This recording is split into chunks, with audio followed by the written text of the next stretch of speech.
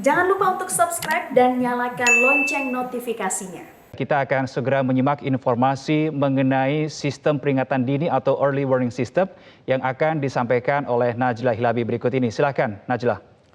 Ya, Reno dan juga pemirsa, sistem peringatan dini bencana atau early warning system menjadi perbincangan publik sesaat setelah terjadi erupsi Gunung Semeru Sabtu lalu.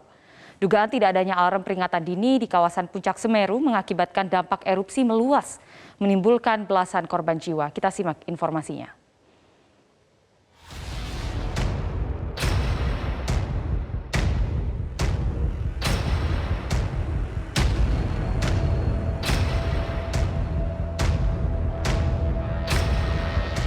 Erupsi Gunung Semeru hingga mengeluarkan asap panas dan menimbulkan hujan abu pada Sabtu lalu berdampak pada kerusakan sejumlah infrastruktur publik hingga merusak sejumlah pemukiman penduduk di Kabupaten Lumajang, Jawa Timur. Guguran lava Semeru yang sangat besar melebihi semburan lava Semeru tahun lalu mengakibatkan puluhan rumah tertimbun abu vulkanis serta material guguran Semeru. Ribuan warga terpaksa mengungsi untuk menghindari dampak guguran awan panas dan untuk mengantisipasi adanya guguran awan panas susulan. Banyak korban yang berjatuhan, baik warga yang meninggal maupun warga yang terluka bakar, mengundang perhatian publik, terutama terkait disfungsi atau tidak adanya alat deteksi dini di lereng Gunung Semeru. Kepala Bidang Kedaruratan dan Rekonstruksi Badan Penanggulangan Bencana Kabupaten Lumajang, Joko Sambang mengatakan, selama ini tidak ada early warning system atau sistem peringatan dini di Desa Curah Kobokan, kawasan yang paling terdampak parah erupsi Gunung Semeru. Padahal, alarm deteksi dini di kawasan lereng Gunung Semeru sangatlah penting. Joko menambahkan sebelum erupsi, alat seismometer membaca getaran kenaikan debit air. Namun aktivitas vulkanik Gunung Semeru secara visual tidak terlihat karena tertutup kabut tebal. Namun Gubernur Jawa Timur Hovifah Indar Parawansa membantah tidak adanya early warning system di kawasan Gunung Semeru. Hovifah memastikan bahwa sistem peringatan dini atau alat pendeteksi bencana berfungsi dengan baik. Hovifah menegaskan besarnya guguran awan panas yang jauh lebih besar dibanding tahun 2020 lalu mengakibatkan dampak yang lebih luas. Kepala Pusat Vulkanologi Mitigasi Bencana Geologi Andiani mengatakan peringatan dini untuk bahaya erupsi gunung api sudah dilakukan. PVMBG menegaskan pemantauan dilakukan melalui peralatan pemantauan dan pengamat visual selama 24 jam. Bahkan hingga kini pemantauan dilakukan lebih ketat guna melihat perkembangan status vulkanik Gunung Semeru. Monitoring yang kami lakukan secara intensif terhadap Gunung Semeru 24 jam dalam satu hari bertujuan untuk mengetahui apakah terjadi kenaikan atau penurunan aktivitas erupsi Semeru ini.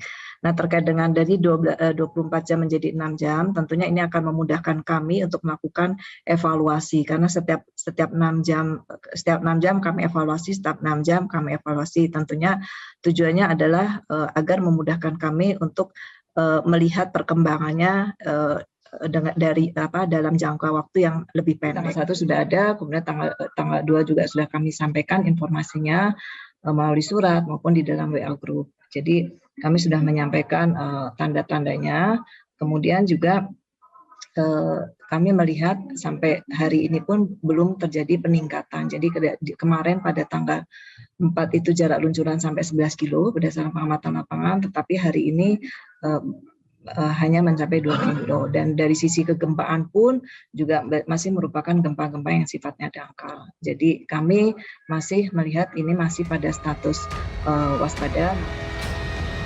Minimnya peringatan serta edukasi soal bahaya lava panas dan guguran awan panas diduga menjadi penyebab korban tidak sempat menyelamatkan diri. Sebanyak 5.205 orang terdampak erupsi Gunung Semeru yang merupakan warga dari 2 kecamatan. Hingga hari ini 15 orang dinyatakan meninggal dunia. Sementara 27 orang hilang masih dalam pencarian dan puluhan orang mengalami luka berat dan luka ringan. Jumlah masyarakat terdampak artinya jumlah masyarakat yang terdampak baik itu awan panas guguran di 2 kecamatan, kemudian masyarakat terdampak debu vulkanik di 8 kecamatan, itu total 5.205 jiwa dengan 1.300 orang di pengungsian. Dari jumlah tersebut masih ada 9 jiwa yang saat ini masih dalam proses pendataan status korban.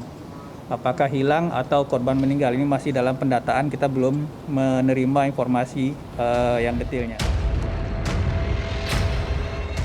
Meski pagi tadi Gunung Semeru kembali erupsi dan mengakibatkan guguran awan panas ke arah Kobokan, status Gunung Semeru masih di level 2 atau waspada. PVMBG meminta masyarakat atau pengunjung tidak beraktivitas dalam radius 5 km dari area Gunung Semeru. Tak hanya itu, warga juga diimbau untuk mewaspadai potensi terjadinya luncuran lahar dingin jika terjadi curah hujan yang tinggi di puncak Gunung Semeru. Tim Liputan Metro TV. Pemirsa, kali ini saya akan paparkan betapa pentingnya sistem peringatan dini dan mitigasi bencana alam sebelum bencana alam itu datang dan menimpa tempat di mana kita tinggal. Mari kita kenali sistem peringatan dini atau Early Warning System. Setiap terjadi bencana alam di Indonesia, kesiapan Early Warning System selalu dikaitkan dan dipastikan kesiapsiagaannya. Mengapa? Kita simak di slide berikut ini, pemirsa, bahwa Early Warning System ini merupakan serangkaian sistem peringatan dini yang mana ini untuk memberitahukan akan timbulnya kejadian alam, dapat berupa bencana maupun pertanda lainnya. Dalam keadaan kritis, secara umum peringatan dini yang merupakan penyampaian informasi tersebut diwujudkan dalam bentuk sirine, kentungan yang berfungsi sebagai alarm dan lain sebagainya. Harapannya adalah agar masyarakat di sini dapat menerima informasi tersebut dengan cepat dan tepat. Karena permisa tentunya dalam kondisi kritis, waktu yang sempit memerlukan kelonggaran waktu bagi warga untuk cepat merespon agar bisa segera mengevakuasi diri. Early warning system ini menjadi kuncian utama dari alur mitigasi bencana. Pada kejadian erupsi Gunung Semeru, pemirsa, yang saat ini terjadi di Lumajang, Jawa Timur, Gubernur Jawa Timur Hovifah Indar Parawansa memastikan bahwa early warning system atau sistem peringatan dini ini sudah berjalan dan bagi masyarakat yang menangkap peringatan dini tersebut sudah mengevakuasi diri. Namun memang pemirsa, atas bencana ini hingga saat ini 27 penduduk masih dikabarkan hilang dan 15 orang tidak bisa diselamatkan atau meninggal dunia. Dan kejadian ini tentu membuat beberapa daerah rawan di Indonesia harus bersiaga karena Indonesia kerap disebut sebagai ring of fire. Tapi sekali lagi, jika early warning system bisa menjadi pendeteksi dini yang akurat, maka ini akan sangat membantu masyarakat. Kita akan cermati di sini, pemirsa, ada dua cara bagaimana masyarakat ini bisa mendapatkan informasi terkait bencana. Kita akan lihat bahwa cara yang pertama adalah modern. Cara modern di mana biasanya di sini masyarakat akan mendapatkan informasi dengan penggunaan alat warning system yang bekerja sebagai sensor untuk menunjukkan pergerakan gunung dan aktivitas yang meningkat. Cara kerja dari early warning system ini, apabila gunung berapi mencapai titik aktivitasnya, maka seismometer atau tiltmeter dan sensor early warning akan bekerja untuk mengirimkan sinyal bahaya. Nah, sinyal bahaya itu, pemirsa, yang akan diterima langsung oleh badan pengawas terkait dan warning system yang berupa alarm akan langsung berbunyi melalui speaker yang memberikan tanda bahaya bagi penduduk untuk segera mengungsi. Nah, cara modern ini diyakini bisa lebih banyak menyelamatkan penduduk ketimbang cara konvensional di mana hanya mengandalkan pengenalan terhadap gejala alam yang muncul sebelum terjadi bencana. Di antaranya misalnya suhu sekitar gunung naik atau terjadi peningkatan panas gunung. Lalu juga gunung sering mengeluarkan suara gemuruh terkadang disertai getaran ataupun gempa.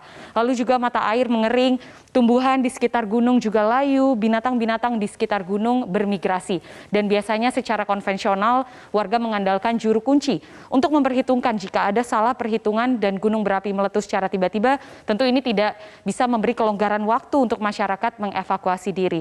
Sehingga tentunya pemirsa, saat ini di seluruh daerah di Indonesia diharapkan sudah mengandalkan early warning system modern yang bisa tentunya diandalkan keakuratannya. Kita akan lihat selanjutnya mengapa ini semua penting, pemirsa, karena kesiapsiagaan bencana tentunya harus menjadi kunci. Yang pertama, jika sudah ada early warning system atau peringatan dini untuk mengosongkan tempat, tentu warga jangan ada lagi yang lalai. Harus jauhi lokasi segera, hindari tempat terbuka agar tidak terkena cipratan lahar, gunakan masker atau kain basah untuk menutup hidung dan mulut dari kontaminasi abu vulkanik. Gunakan pakaian tertutup, jauhi wilayah terkena hujan abu, dan bagi warga yang tidak terlalu dekat dari lokasi namun terkena dampak abu vulkanik, bisa bersihkan atap rumah dari tumpukan abu karena tentu berbahaya apabila sampai membuat atap rumah roboh. Dan pemirsa, di setiap daerah Anda tentunya ada banyak pihak berwenang yang bisa ditanyakan terkait level dan status gunung berapi.